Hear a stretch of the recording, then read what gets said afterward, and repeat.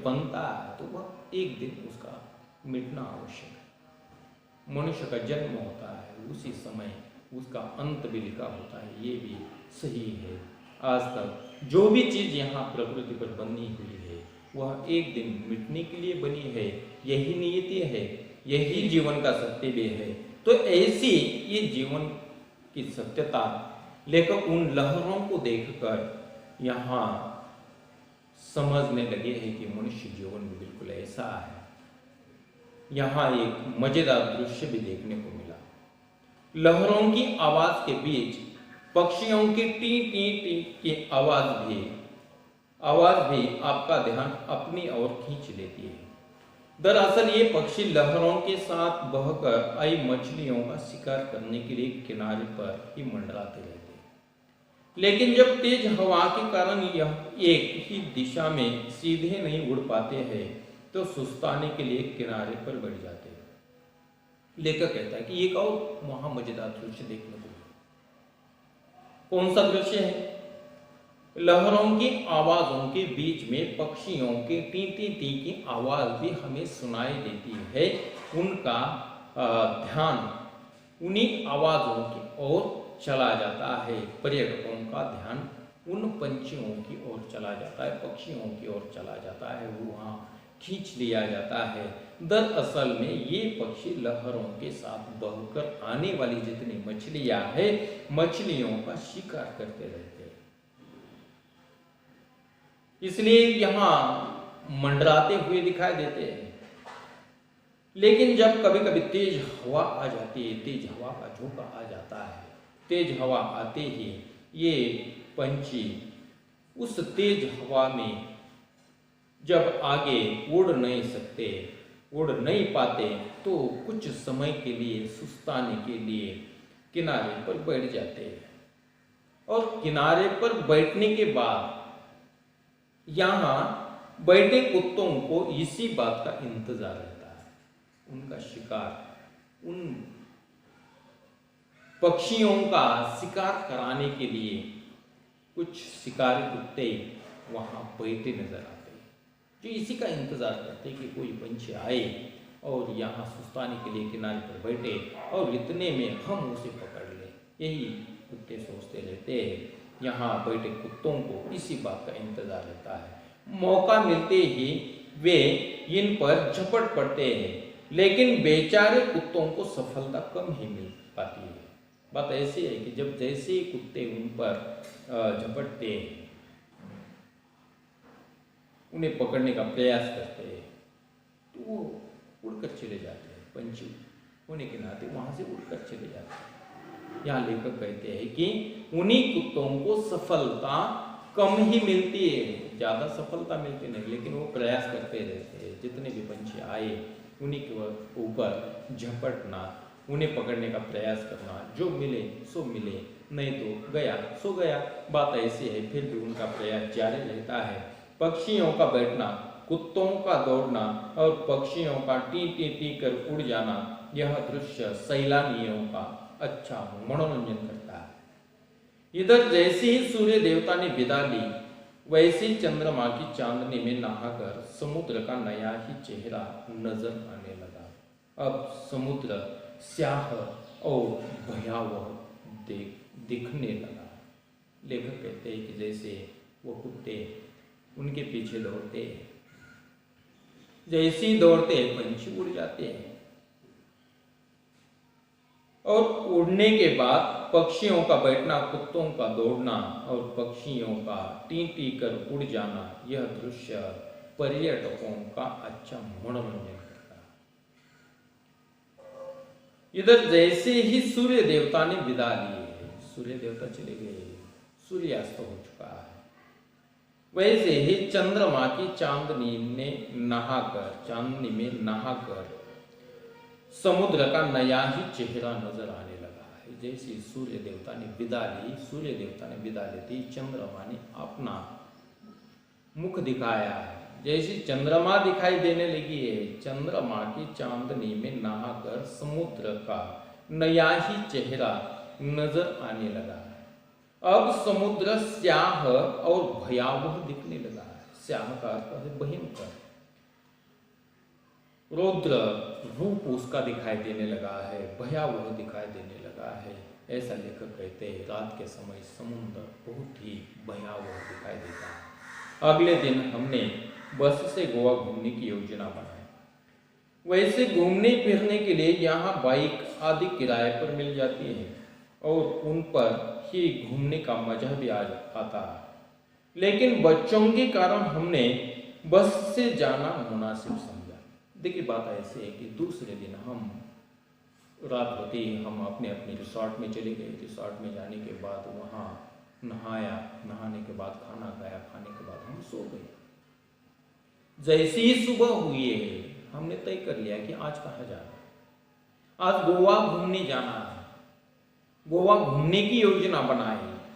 वैसे घूमने फिरने के लिए यहाँ बाइक आदि किराए पर मिल जाती है। बाइक मिल जाती है, टू व्हीलर जिन्हें कहा जाता है। बाइक का आनंद अलग होता है। तो लेखक कहते हैं कि बाइक किराए पर मिल जाती है और उन पर ही घूमने का मजा भी आता है, लेकिन बच्चों के कारण हमने बस से जाना मुनासिब समझा। हमारे साथ छोटे छोटे बच्चे थे। छोटे बच्चों के कारण हमने ये मुनासिब समझा कि हम बाइक पर न जाते हुए बस से गोवा देखने के लिए चले जाते हैं। ऐसा हमने तय कर लिया है। यहाँ सी फूड की अधिकता होने के कारण शाकाहारी पर्यटकों को सुस्वादु भोजन की समस्या से भी दो चार होना पड़ता है। काफी भटकने के बाद अच्छा भोजन मिल गया तो समझो किस्मत और जेब तो ढीली हो गई। बात ऐसे लेकर कहते कि यहाँ सी फूड समुद्र के तटों पर ज्यादातर हम देखते हैं कि जितने भी रिसोर्ट है, जितने भी होटल है, उनमें सी फूड ज्यादा होता है। और सी फूड ज्यादा होने के कारण शाकाहारी जिन्हें लगता है, शाकाहारी पर्यटकों को सुस्वादु एक अच्छा सा भोजन जैसा हम अपने घर में करते हैं वैसा भोजन पाने की बहुत सारी समस्या वहाँ दिखाई देती है। अगर मिल भी जाता है, शाकाहारी भोजन भी अगर मिल जाता है, तो लेखक कहते हैं कि उसकी एक किस्मत है कि उन्हें भोजन शाकाहारी मिल गया। लेकिन बात ऐसी है कि जैसे ही उन्हें अच्छा भोजन मिल जाता है, शाकाहारी भोजन भी मिल जाता है, तो समझना कि जेब ढीली हो गई, बहुत खर्चा हो जाता है। वहाँ जाने के बाद ये पता चलेगा कि शाकाहारी भोजन पाने के लिए कितना खर्चा आ जाता है। मुझे तो ऐसा लगता है कि जैसा ये सी फूड वहाँ खाना लोग लेते हैं, उससे दुगना भाव, उससे दुगनी कीमत शाकाहारी भोजन को होगी। अच्छे रिसोर्ट में बहुत ज़्यादा महंगा खाना हमें मिल जाता है, ऐसा लेखक का भी कहना है। यह समस्या हमें पहले से पता थी, इसलिए हमने अपने रिसोर्ट के सूट में उपलब्ध किचन में ही भोजन करते थे। बात ऐसी है कि लेखक कहते कि हमें ये परेशानी मालूम थी कि यहाँ शाकाहारी भोजन पाना हो तो बहुत सारा घूमना पड़ता है, और घूमने के बाद भी जब हमें मिल जाता है तो जेब ढीली हो जाती है, बहुत सारा खर्चा हो जाता है, लेखक का कहना है। इसलिए हमने पहले से अपने ही रिसोर्ट में, अपने सूट में उपलब्ध किचन में ही भोजन करना पसंद किया था। घर में अपने जिस होटल में ठहरे हुए हैं लेखक, उसी रिसोर्ट में ही उन्होंने अपने किचन से ही भोजन करना पसंद किया है, ऐसा लेखक का कहना है। सबसे पहले हम अंजुना बीच पहुंचे। गोवा में छोटे बड़े करीब 40 बीच हैं, लेकिन प्रमुख 7 या 8 ही हैं। अंजुना बीच नीले पानी वाला पथरीला बहुत ही खूबसूरत है। इसके एक और लंबी सी पहाड़ी है जहां से बीच का मनोरम दृश्य देखा जा सकता है। समुद्र तक जाने के लिए थोड़ा नीचे उतरना पड़ता है। नीला पानी काले पत्थरों पर पछाड़ खाता रहता है। पानी के काट कर इन पत्थरों में कई छेद कर दिए हैं, जिससे ये पत्थर कमजोर हो गए हैं। साथ ही समुद्र के काफी पीछे हट जाने के कई पत्थरों के बीच में पानी भर गया है। इससे वहां काईन ने अपना घर बना लिया है। फिसलने का डर हमेशा लगा रहता है, लेकिन संघर्षों में ही जीवन है, इसलिए यहाँ घूमने का भी अपना अलग आनंद है। बात ऐसी है, लेखक कहते कि सबसे पहले हम अंजुना बीच पहुंचे। गोवा में ऐसे बहुत छोटे बड़े 40 बीच हैं, लेकिन इनमें से प्रमुख 7 या 8 ही। अंजुना बीच नीले पानी वाला पथरीला बहुत ही खूबसूरत बीच माना जाता है। इसके एक और लंबी सी पहाड़ी है जहां से बीच का मनोरम दृश्य देखा जा सकता है। समुद्र तक जाने के लिए थोड़ा नीचे उतरना पड़ता है। नीला पानी काले पत्थरों पर पछाड़ खाता रहता है। पानी के काट कर इन पत्थरों में कई छेद कर लिए। वो जो पानी लहरें आ जाती है, उन्हीं लहरों के कारण उन्हीं पत्थरों पर काटने का काम किया है। काट कर इन पत्थरों में छेद बनाने का काम उस पानी ने किया है। पत्थरों के बीच पानी भर जाता है और इसका ही परिणाम वहाँ काई ने अपना घर बना लिया। काई का अर्थ है जिन्हें मराठी में शेवाल कहा जाता है, और ऐसे काई ने वहाँ घर बना लिया है। फिसलने का डर हमेशा लगा रहता है। वहाँ से अगर हम आगे बढ़ते हैं तो मनुष्य फिसल सकता है, लेकिन बात ऐसी है कि वहाँ काई होने के कारण हमें आगे बढ़ना नहीं है, ऐसा नहीं है। जीवन में मनुष्य के रास्ते में संकट आता है, संकट आने के बाद आगे बढ़ना नहीं है, ऐसा मनुष्य ने अगर सोचा तो मनुष्य वहाँ ही समाप्त हो जाता है। लेकिन अगर हमें आगे क्या है ये देखने के लिए बढ़ना है, जो भी समस्या है उन्हीं समस्याओं को जूझकर, उन्हीं समस्याओं को पीछे हटाकर हमें आगे बढ़ना है, तो ही हम आगे बढ़ सकते हैं। लेखक का मानना ये है कि लेकिन संघर्षों में ही जीवन है। अगर हमने उसी के साथ संघर्ष नहीं किया तो हम अगला सौंदर्य नहीं देख सकते। इसलिए उन्हीं काई के साथ, उन्हीं संघर्षों के साथ जूझते हुए ही आगे बढ़ना चाहिए। इसलिए यहाँ घूमने का भी अपना अलग आनंद है।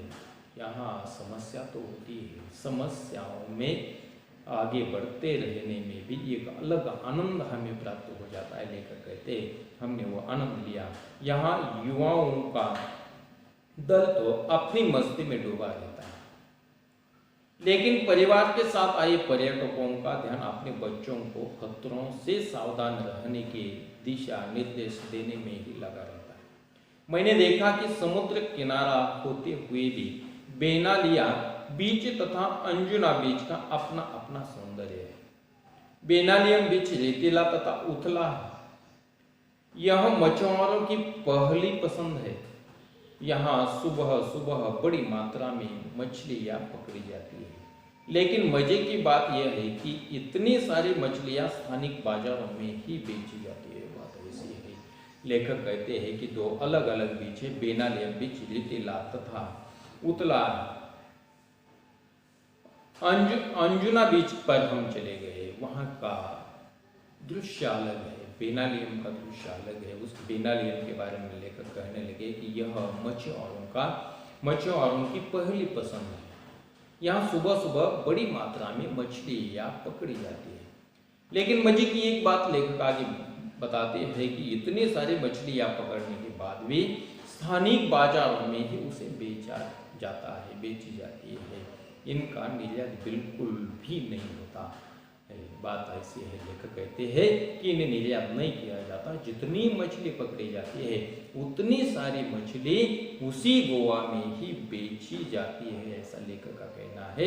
लेखक आगे कहते हैं इसके विपरीत अंजुना बीच गहरा और नीले पानी वाला है। बेनालियम के बारे में बता दिया, वो रेतीला है, वहाँ मछुआरों की पहली पसंद है, वहाँ सबसे ज़्यादा मछली पकड़ी जाती है और बेची उसी ही गोवा में जाती है, ऐसा बेनालियम के बारे में बताया। अब अंजुना बीच के बारे में लेकर कहने लगे कि ये बीच जो है गहरा है और नीले पानी वाला है। यह बॉलीवुड की पहली पसंद है। यहाँ कई हिट फिल्मों की शूटिंग हुई है। दोनों बीच व्यावसायिक है, पर मूल अंतर व्यवसाय की प्रकृति का है। इसके बाद हम लोग दिन भर पणजी शहर देखते गए। बात ऐसी है, पेनालिम के बारे में देखा, यहाँ अंजुना बीच के बारे में कहने लगे गहरा है, नीले पानी वाला है, बॉलीवुड का ये पहला पसंदीदा बीच माना जाता है। चित्रपट निर्मित या आविष्कार, चित्रपट का आविष्कार इस बीच पर ज़्यादातर किया जाता है, ऐसा कहा जाता है। यहाँ कई हिट फिल्म भी बनाए गए हैं, यहाँ कई हिट फिल्मों की शूटिंग की गई है। दोनों बीच व्यावसायिक है, पर मूल अंतर व्यवसाय की प्रकृति का है। इसके बाद हम लोग दिन भर पणजी शहर देखने के लिए चले गए, देखते रहे। लेखक कहते हैं दोनों बीचों को देखने के बाद वहाँ की आबोहवा के बारे में, वहाँ के सौंदर्य के बारे में हमने देखा, और देखने के बाद हम पणजी शहर देखने के लिए चले गए। घूम फिर कर शाम को हम कलिंगुड बीच पर पहुंचे। यह काफी रेतीला तथा गोवा का सबसे लंबा बीच है, 3 से 4 किलोमीटर तक फैला है। यहाँ पर्यटक बड़ी संख्या में आते हैं। यही कारण है कि यह स्थानीय लोगों के व्यवसाय का केंद्र भी है। यहाँ कई प्रकार के वाटर स्पोर्ट्स होते हैं, जिनमें कुछ तो हैरत अंगेज है, जिन्हें देखने में ही आनंद आता है। लेखक कहता है हैरत अंगेज का अर्थ है आश्चर्य में डालने वाली बात या अद्भुत जिन्हें कहा जाता है, ऐसी बात।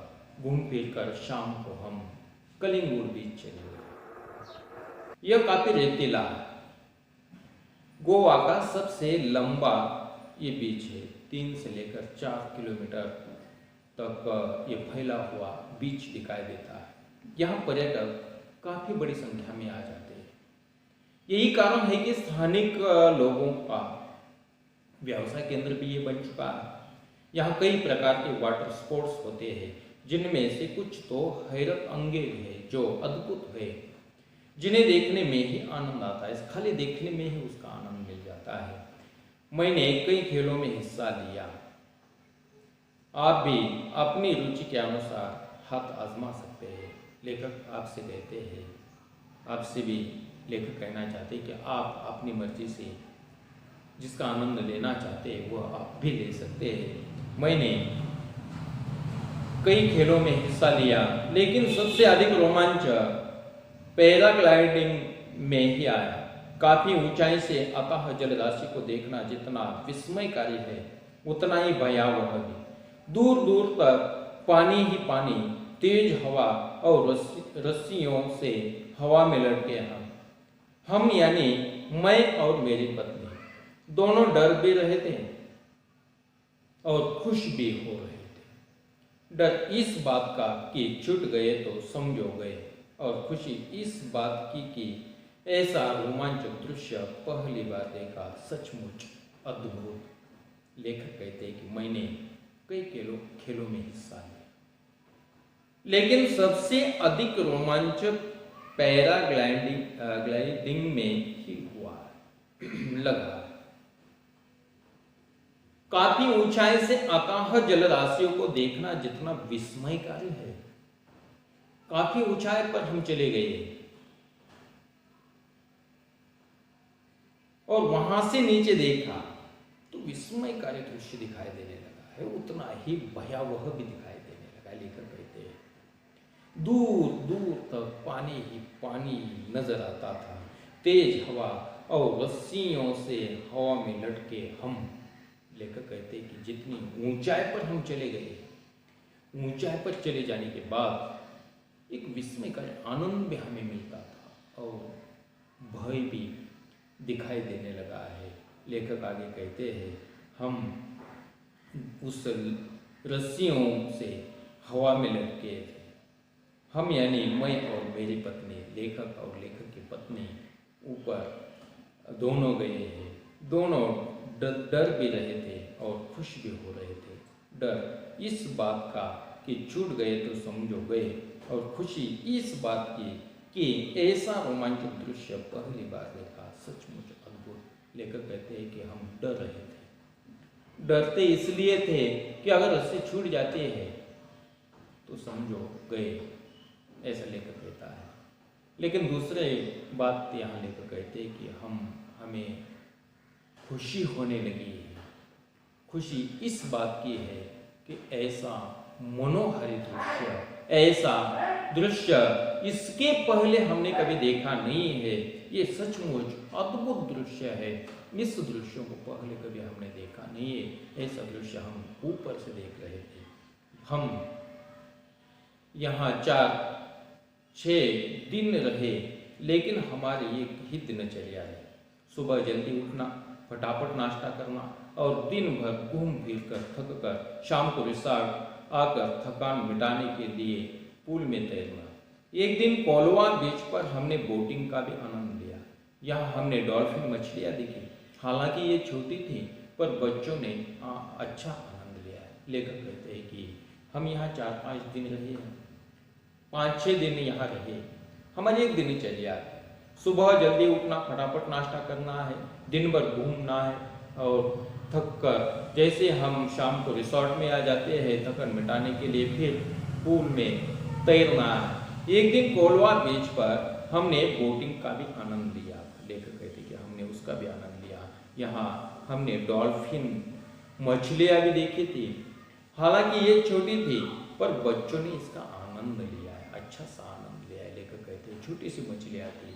उस बीच पर जाने के बाद डॉल्फिन मछली दिखाई देती है। डॉल्फिन मछली देखने के बाद हमने आनंद तो लिया है, बच्चों ने भी आनंद लिया है। हालांकि वो छोटी थी, लेकिन उसका भी आनंद बच्चों ने लिया है। इस दौरान यहाँ नवरात्रि तथा दशहरा पर्व मनाने का सौभाग्य भी प्राप्त हुआ। नवंबर में हम वहाँ चले गए थे और उसी में एक त्यौहार वहाँ मनाया जाता है, नवरात्रि दशहरा।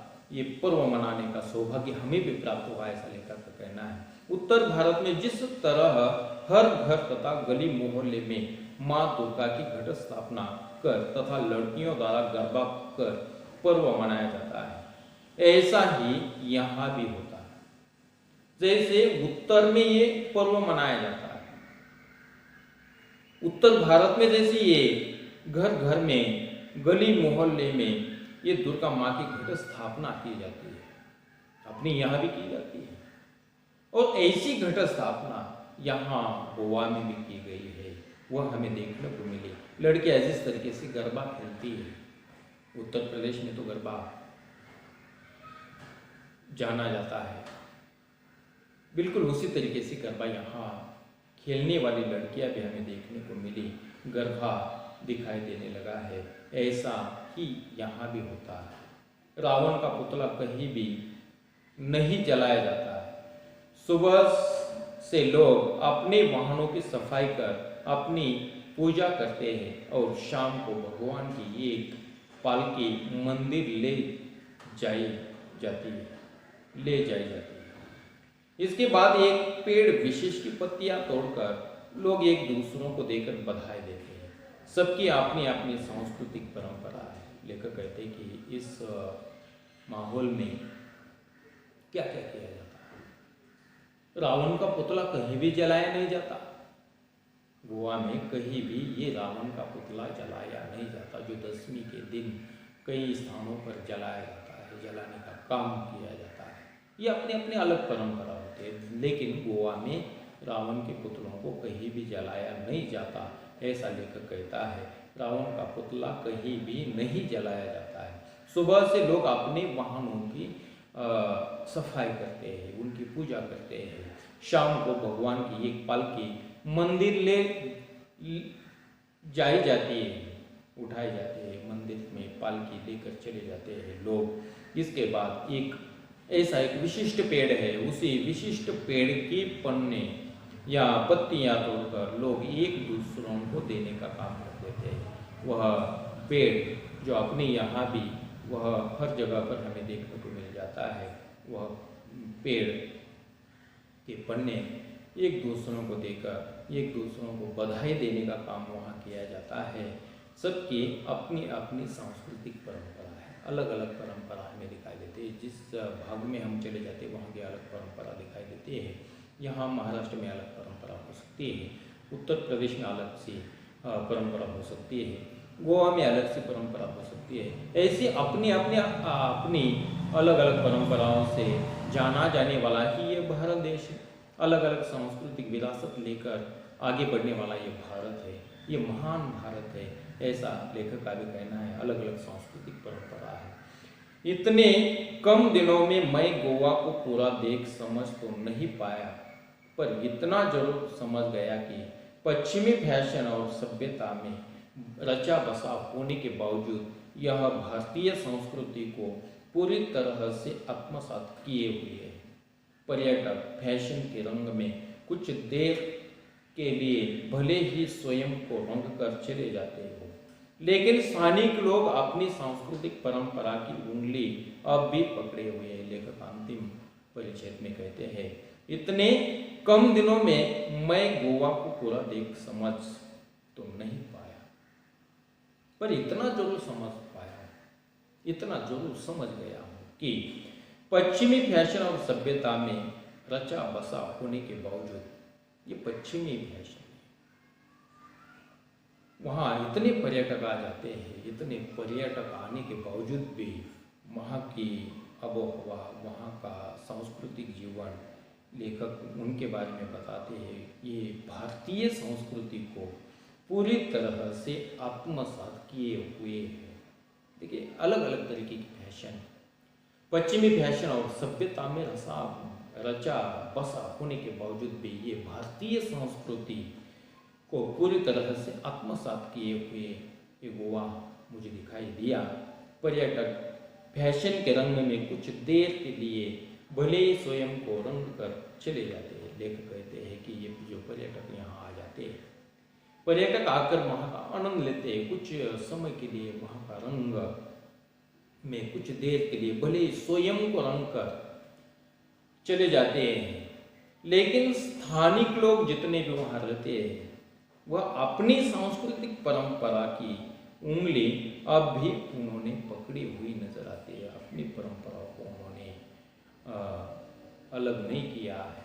जो परंपरा भारतीय है, उन्हीं भारतीय परंपराओं को आगे बढ़ाने का काम, आगे बढ़ाने की विरासत उन्हीं में मुझे दिखाई दी। लेखक ऐसा कहता है, पर्यटन का एक अलग सा आनंद होता है। यही पर्यटन लेखक गोवा में जाने के बाद उन्हें वहाँ की आबोहवा, वहाँ का चित्रण बड़ी अच्छे ढंग से किया है। ये पाठ यहाँ समाप्त हो जाता है।